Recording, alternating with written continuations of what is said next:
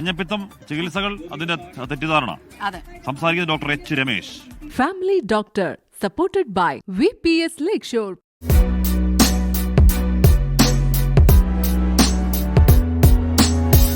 മഞ്ഞപ്പിത്തം എന്ന വിഷയം പലരും വിചാരിക്കുന്നത് നമ്മൾ വാട്ടറിൽ കൂടെ, വെള്ളത്തിൽ കൂടെ കണ്ടാമിനേഷൻ വന്നിട്ട് ജോണ്ടിസ് വരുന്നു, അതിൽ ഒറ്റമൂലി കഴിച്ചാൽ മതി, എന്നിട്ട് എല്ലാം ശരിയായിക്കോളും എന്നാണ് പറയുന്നത്.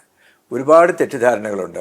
ഒരുപാട് കേരളത്തിൽ സമ്പൂർണ്ണ സാക്ഷരത ഉണ്ടായിട്ടും ഇതിനെക്കുറിച്ച് ഒരുപാട് തെറ്റിദ്ധാരണകളുണ്ട്. ഒന്നാമത് ഡയറ്റ്, നല്ല ഡയറ്റ് കൊടുക്കണം.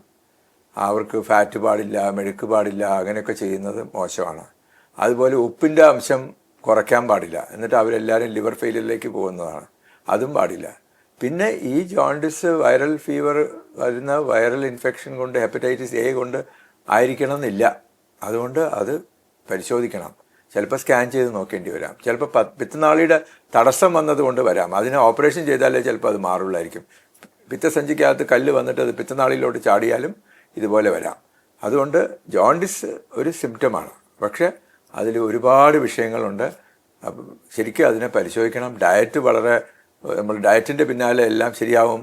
പിന്നെ ഒറ്റമൂലിയിൽ ഇതുവരെ ഒരു എവിഡൻസ് കിട്ടിയിട്ടില്ല ഇങ്ങനെ ഒറ്റമൂലി ഉപയോഗിച്ചിട്ട് ജോണ്ടിസ് കുറയുന്നു. ജോണ്ടിസ് തന്നെ കുറയുകയാണ് ചെയ്യുന്നത് വൈറൽ ഹെപ്പറ്റൈറ്റിസ് എയിൽ.